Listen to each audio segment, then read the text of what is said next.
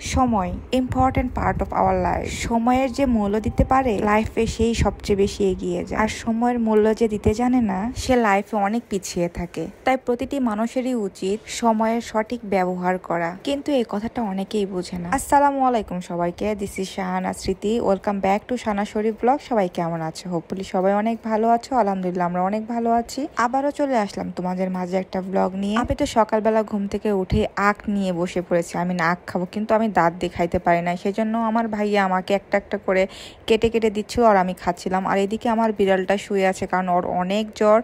গতকালকে আমার বিড়ালকে ভেটের কাছে নিয়ে গিয়েছিলাম। ডক্টর জ্বর মেপে দেখে ওর 104 ডিগ্রি জ্বর। আমার বিড়ালকে অনেকগুলো মেডিসিন দিয়েছে এন্ড 5টা টেস্ট দিয়েছে, ব্লাড টেস্ট। দেন ডক্টর দেখার পরে আমি ওর জন্য মেডিসিনও নিয়ে আসি। কয়দিন আগে আমার হাজবেন্ডের জ্বর হয়েছিল, এখন আমার বিড়ালের জ্বর। সেজন্য আমার মনটা একদমই খারাপ, কারণ আমার বিড়ালটা চুপচাপ থাকলে আমার ভালো লাগে না, আমার অনেক খারাপ লাগে। আলহামদুলিল্লাহ আমার বিড়ালটা অনেক শান্ত, সে বোঝে তার জ্বর, সেজন্য সে ওষুধ চুপচাপ খেয়ে নেয়। আর আমার হাজবেন্ড গত রাতেই বলে দিয়েছিল সে পুডিং খাবে, পুডিং খেতে ইচ্ছে করছিল, সেজন্য আমি তার জন্য পুডিং বানিয়েছি। আমি রেসিপিটা চাইলে আপনাদের সাথে শেয়ার করতে পারি। বাই দ্য ওয়ে, আজকে আমার হাজবেন্ড আমাদের বাসায় 2টা মাছ পাঠিয়েছে। মাছটা মোস্ট প্রবাবলি 5 কেজি 10 কেজি ওজনের হতে পারে, আমি সেটা গেস করতেছিলাম। আর আমার বিড়ালটা মাছটা দেখে অনেক বেশি হ্যাপি হয়ে গিয়েছে, সেই জন্য সে 2 পিস আগেই খেয়ে নিয়েছে। আমি মাছের ওজন গেস করা দেখে কাজের আন্টিও সে ওজন গেস করতেছে যে কতটুক হয়। সে বলছে হ্যাঁ এরকম 5 কেজি 10 কেজি হতে পারে। আর আমার ভাইয়া সকালবেলা জিমে গিয়েছিল, জিম থেকে আসার সময় আমার জন্য এই টক ভর্তাটা নিয়ে এসেছে। হোপের সামনে এই টক ভর্তাটা সেল করে। এটার ভিতরে কাঁচা তেঁতুল, চালতা, বড়ই আরো অনেক কিছু দিয়ে এই ভর্তাটা করে। খেতে কিন্তু অনেক মজা হয়। আমার জিভ দিয়ে এখনই পানি চলে এসেছে আবারও। ফাইনালি কষ্ট করে আমার আম্মু মাছটা কেটে রান্না করতেছে, আর আমি দিকে শাওয়ারও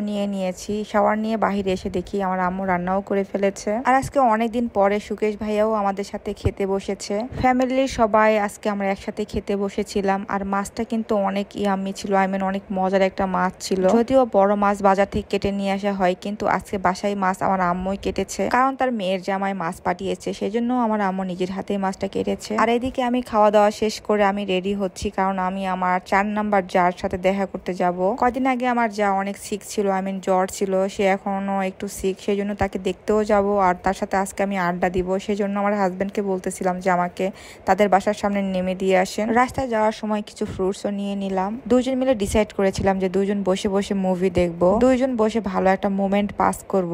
মুভি দেখছিলাম, চকলেট, চিপস আরো পপকর্ন এইসব খাচ্ছিলাম, আর খাবার খাচ্ছিলাম আর গল্প করতেছিলাম এন্ড মুভি দেখতেছিলাম।